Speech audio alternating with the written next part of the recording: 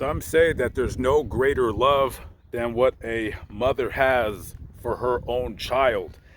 And some say that it is a love so great that it can transcend all, even death. This is one of those stories that has been on Unsolved Mysteries, a story that has been told by the late and great Robert Stack. And this is a story that has stuck with me for many, many years. So allow me to try, but only for a few minutes of your time, to step into the shoes of the late and great Robert Stack as best as I can. So we're going to go back to June 6th, 1994.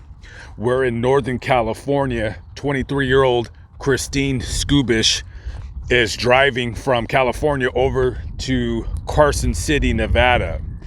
She has her 3-year-old son, Nick, in tow, and they're making that trip. This is a road, Highway 50, that I would call a place that's desolate and a place that you don't want to break down. I've driven this road several times when I used to drive truck, and let me tell you, that's a place you don't want to break down. So on that date, she's driving with her son, and it's very late. It's about maybe midnight, could be 1 o'clock, it could be 2 o'clock in the morning. And her family, a couple days later, they know that she's making that trip, and they don't hear from her. They don't hear from her, and it's not like Christine to do that, to just not call.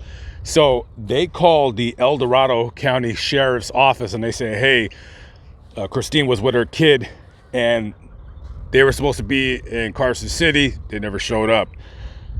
So the deputies, they have, a flyer out on this missing female. Now, I don't know how hard they're going to be looking for her, because oftentimes people are found. They just, lost track of time. They didn't want to be found, whatever.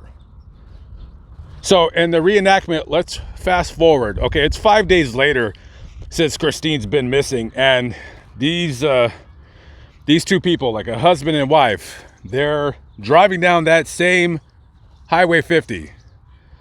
And it's pretty late at night on their end, and they're just singing, trying to stay awake, trying to keep their focus on the road.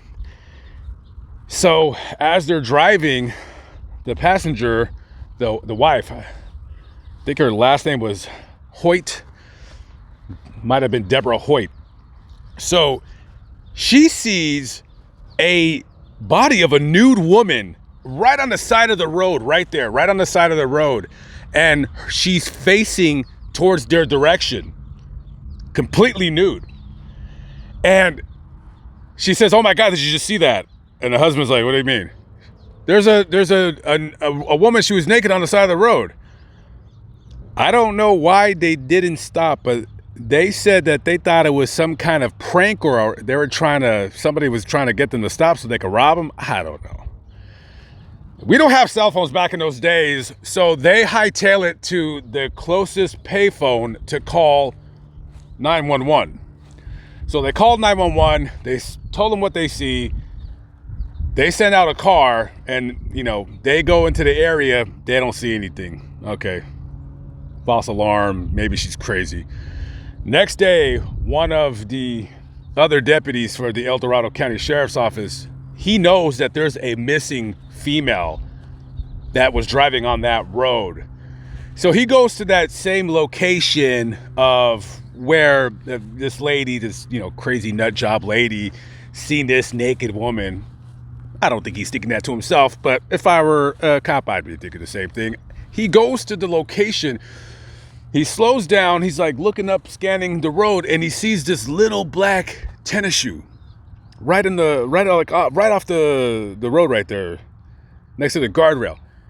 So he parks his cruiser, he gets out, he's looking at this shoe, and he looks over the embankment, and he sees this car just crashed and crunched and crushed. The roof has been sheared off, a mess. He suspects that is the woman that's been missing. So he goes down to the embankment, and he sees Christine in the driver's side and checks her pulse. She's dead. He sees curled up in a fetal position who's presumed to be her son, Nick.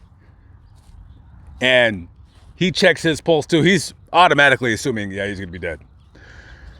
As soon as he touches him, this kid takes a breath. And it probably, like, maybe it startled the deputy somewhat. I don't know, but he calls out his name, Nick. Hey, Nick, don't worry, we're gonna help you. So he radios for backup. The cavalry comes, paramedics. They come and take the kid to the hospital. Quite possibly, this kid was on death's doorstep. Another couple hours, he would have been dead. Now, authorities believe that, and they're assuming that Christine fell asleep at the wheel and crashed the car, and that she died on impact. And I believe there was an interview where Nick, who's now a grown adult, basically says, he basically says he didn't remember the daytime hours of, 5 days you're with your mother, she's dead, and you're with your mother. I don't know if he knew she was dead, but it was just an excerpt that I read while I was looking the story up. And he said that he just didn't remember the daytime. He only remembered the nighttime hours. The day was just, he remembers nothing about the sun being up, which I find, so odd. And this is the grave of Christine Skubish. This poor girl died in a car accident. So the question remains, the lady that seen the nude body in the road, who was that? She swears up and down she's seen it. You can't convince her. She knows what she's seen, and I believe her. Was this Christine Skubish? Was she projecting an astral image onto the road to get help for her son, for her baby?